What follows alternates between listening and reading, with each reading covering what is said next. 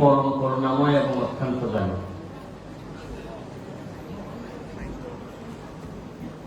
আমি যখন প্রথম আপনাদের এখানে আসি অনেকদিন আগে বাহার ভাইয়ের মাধ্যমে, তখন আমাকে প্রথম পরিচয় করে দেওয়া হয় যে নিজের বলার মতো করে একটি গল্প।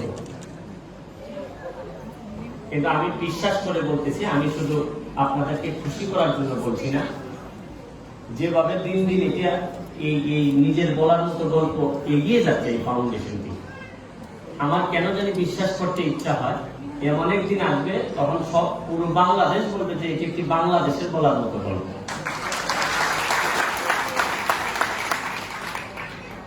একটা জিনিস কি জানেন, আমি বেশিরভাগ মানুষ কিন্তু রাজনীতি বলেন, সামাজিক বিবেচনায় বলেন, সবাই আপনাকে বলবে যে ভালো থেকো, ভালো থেকো, এই কথাটা সবাই বলে। কিন্তু দায়িত্ব নিয়ে ভালো রাখার মতো লোকের সংখ্যা বাংলাদেশে খুবই কম। এর মধ্যে বাহার ভাই একজন নিশ্চিতভাবে আমি বলতে পারি। আর আপনারা জানেন যে ইদানিং আমি ফুটবল নিয়ে খুব উঠে পড়ে লাগছি, যে ব্যারিস্টার হিসাবে যা ইনকাম তা আমি এখন ফুটবলে দিয়ে দিচ্ছি। ফুটবলে দিয়ে দিচ্ছি এই কারণে যে ফুটবলের অবস্থা আপনারা জানেন যে এত জনপ্রিয় একটা সেক্টর, এটা এইভাবে আস্তে আস্তে হারাই যেতে পারে না। আমি কারো বিরুদ্ধে দোষাদোষি করি না, শুধু একটাই বলি যে আমাদের যে সম্পদ, এই সম্পদ রক্ষা করতে হবে। তো সময় সুযোগ পেলে ফুটবলের বাইরে গিয়েও কাজ করার চেষ্টা করতাম, কিন্তু ফুটবল নিয়েই আমার আর কোনো সময়ই থাকে না। তবে ইকবাল ভাইকে যখন কাজ করতে দেখি তখন আমার কাছে মনে হয় যে ঠিক একই রকম আরেকটা গণজাগরণের ডাক দিয়েছেন উনি, এবং আমার বিশ্বাস উনি সফল হবে। আর ছোটবেলায় আমার মনে আছে যে ওই আমার বাবা ধান ক্ষেতের থেকে ধান আসতো, তো ধান যখন উঠানে থাকতো তো আমি কিছু ধান সরাই ফেলতাম ফুটবল কেনার জন্য। কিন্তু আমার একটা ধারণা থাকতো যে বাপের ধান সরাইলে মনে হয় এটাকে চুরি বলে না, অথবা এতে বাপের মনে হয় সম্পদ কমে না। এটা আমি মনে করতাম যে এটা মনে হয় কমে না। ঠিক আমার কাছে এখন মনে হয় কি জানেন, এই যে বাহার ভাইয়ের মতো যারা আছেন, আপনারা যারা কাজ করতেছেন বাংলাদেশের বিনির্মাণে, আমার কাছে মনে হয় যে অল্প চোর যারা আছে আমরা মনে হয় চুরি করে আপনাদেরকে ঠেকাইতে পারবো না। আপনারা এমনিতেই বাংলাদেশকে অনেক উন্নয়ন করেন। আপনারা যে জায়গায়, যে বাস্তবতায় আপনারা নিজের বলার মতো গল্প তৈরি করতেছেন, এক একটা গল্প, বিশ্বাস করেন পৃথিবীতে এত খারাপ অবস্থা মনে হয় আর কোনো জায়গায় নেই। আপনারা যে প্রতিদ্বন্দ্বিতার মুখোমুখি হচ্ছেন, বাংলাদেশের যে প্রতিদ্বন্দ্বিতা, যে স্টেবিলিটি বিহীন একটা সমাজ ব্যবস্থায় যেভাবে আমরা আছি, এই করোনা থেকে শুরু করে বিভিন্ন ভাবে আপনারা যারা এখানে সফল হয়েছে, আমার কাছে মনে হয় যে আপনারা যারা সফল হয়েছেন তাদেরকে যদি কখনো পৃথিবীর বাইরে কোনো মঙ্গল গ্রহে কোনো বসতি স্থাপন করা হয়, আপনাদেরকে ওইখানে পাঠাইলেও আপনারা সফল হয়ে যাবেন। আমি বিশেষ করে বাহার ভাই, এখানে যারা আমাদের দাওয়াত দিয়ে আনছেন, বাহার ভাই আছেন এখানে, তৌহিদ ভাই এখানে, আমাদের এই আমার ছোট ভাই জাফরি আছে, অনেক গুণান্বিত বৃহত্তর নোয়াখালী বা চাঁদপুরের বলে গেল যে চাঁদপুরে আর নোয়াখালীর একটা মিল আছে। আপনি কি জানেন যত ভালো মানুষ আছে বেশিরভাগেরই কিন্তু আঞ্চলিকতা একটা ভালো মিল থাকে। আমি দেখেন না এত জিনিস থাকতে সিলেটি জিনিস কিন্তু ঠিকই চিনে ফেলছি যে এই তুমি সিলেটি না, এবং এই আঞ্চলিকতা থাকাটা কিন্তু খারাপ না, এটা অনেক ভালো। আপনারা আজকে জানেন, আজকে একটু আগে আসার আগে, এই আপনাদের এখানে আসার আগে একটা নিউজ দেখে আসছে, আপনারা হয়তো দেখে ফেলছেন, ওই যে রিফাত হত্যাকাণ্ড, ওই যে এই রিফাত মিন্নি, যেটা তো মিন্নির দেখলাম মৃত্যুদণ্ডে দণ্ডিত করা হয়েছে। তো এইখানে এইটার বিষয়ে আমার একটা টক শো আছে রাতে 8:30টার সময় চ্যানেল আইতে। তো এখন মিন্নির যে ব্যাপারটুকু, ধরেন মিন্নিকে যদি বিশ্বাস করা হয়, যদি বিশ্বাস করা না হয় তাহলে তো মিন্নি খালাস হয়ে যেত, যে না মিন্নি এটার সাথে জড়িতই না।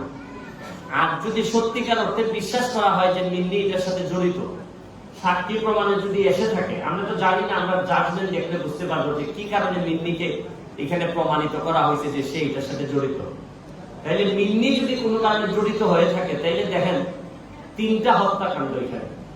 একটা হচ্ছে গিয়ে রিফাত মারা গেলে এটার জন্য একটা মার্ডারের দায়, আর একটা হচ্ছে গিয়ে মিন্নি যদি জীবিত মানে এটার সাথে জড়িত থেকে থাকে, তাইলে ওয়াইফ কর্তৃক হাজবেন্ড মারার আরেকটা দায়।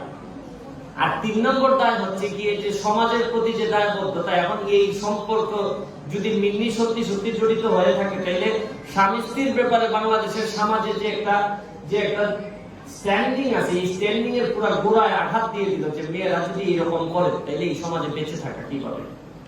তা আমি চাই যে আপিলে হয়তো শেষ সিদ্ধান্ত হবে, কি হবে না হবে এখনই আমরা কিছু বলতে পারতেছি না।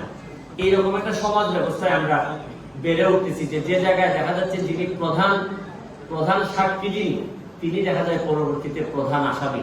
আপনারা এইরকম একটা সমাজ ব্যবস্থায় ব্যবসা করে উদ্যোক্তা হয়ে যেভাবে মনের জোর নিয়ে এগিয়ে যাচ্ছেন, আপনাদেরকে আমি সেলিউট জানাই। আর আপনাদেরকে একটা কথা শুধু বলবো যে বিশ্বাস করতে শিখেন। আমি ব্যারিস্টার সুমন যখন বারবারই এই কথাটা বলি, আমি যখন একটা ব্রিজ বানাইছি আমার এলাকায়, তখন মানুষ ওই আপনাদের মতোই বলছে যে এই যে এখন একটা পাগলামি শুরু করছে, ব্যারিস্টার হয়ে ব্রিজ বানানো শুরু করছে কেন। আমি আগামী পরশুদিন শুক্রবারে বাড়ি যাব, গিয়ে শনিবারে গিয়ে আমি আমার ব্যক্তি টাকা দিয়ে 32তম ব্রিজ আমি উদ্বোধন করতে যাব। এবং আমি শুধু আপনাদেরকে এটা বলছি এই কারণে যে মানুষ চাইলে যে কত কিছু পারে, মানুষ যে কত শক্তিশালী, মানুষ তার স্বপ্নের চেয়েও বড়। এবং আপনারা যারা নিরাপত্তা খুঁজেন তাদেরকে একটা কথা বলবো যে নিজের প্রতি বিশ্বাস এবং নিজের আত্মবিশ্বাস, এটা যে কত বড় নিরাপত্তা, এর চেয়ে বড় নিরাপত্তা পৃথিবীর আর কেউ দিতে পারে না, এটা আপনি আপনাকে দিতে পারেন। এবং পরিশেষে আপনাদেরকে আরেকটা কথা বলে শেষ করি যে দেখেন বাংলাদেশটারে পিছিয়ে নিয়ে যাচ্ছে এরকম লোকের সংখ্যা অনেক বেশি। আমরা সামনে অনেক মানুষকে দেখি কিন্তু কিছু বলতে পারি না, কারণ বলার মতো সাহস আমাদের তৈরি হয়নি। আপনারা কিছু লোক বাংলাদেশকে সামনের দিকে নিয়ে যাচ্ছেন, আপনারা কখনো পিছপা হবেন না। আপনারা অনেকে বলতে পারেন যে নিজের জন্য ব্যবসা করেন কিনা।